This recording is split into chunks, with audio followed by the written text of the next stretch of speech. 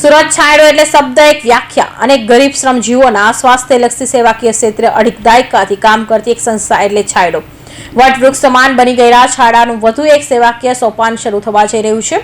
સુરત માનવ સેવા સંઘ છાંયડાના નામથી પ્રચલિત છે.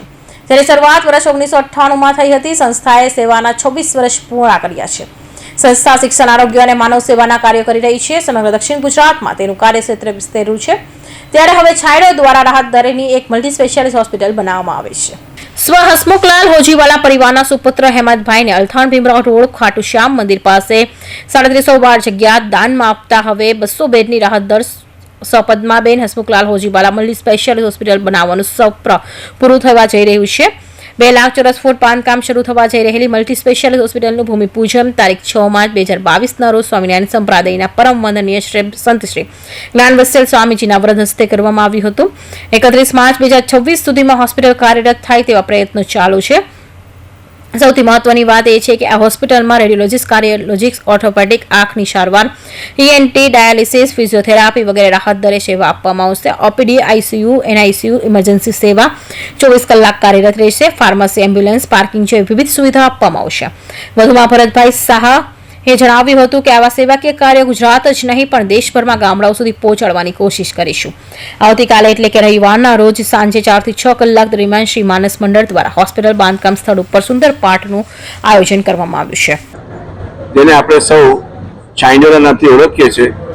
મિત્રો, આ સંસ્થા છેલ્લા 27 વર્ષથી સુરતમાં કાર્યરત છે અને હવે આ સંસ્થાએ મલ્ટી સ્પેશિયાલિટી હોસ્પિટલ બાંધકામનું આયોજન કર્યું છે.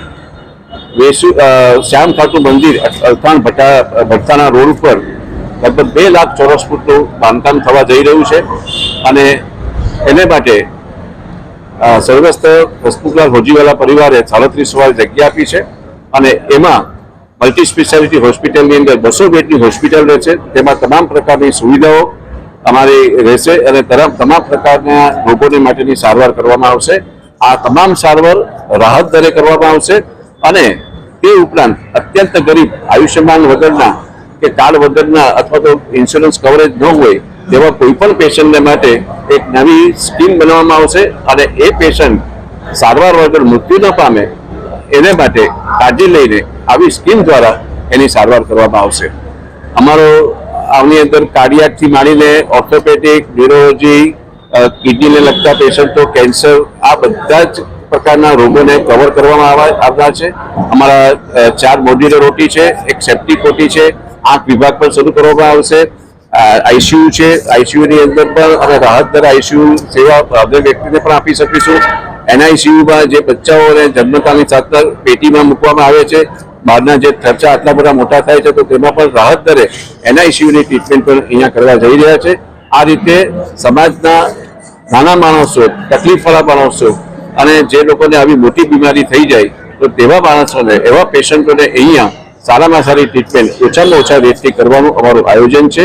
આવતીકાલે આ માટે માનસ મંડળ દ્વારા અહીંયા એક ભક્તિ સંગીતનું કાર્યક્રમ રાખવામાં આવ્યું છે અને તે રીતે સમાજમાં જાગૃતિ લાવવાનો આ પ્રયત્ન કરવામાં આવે છે.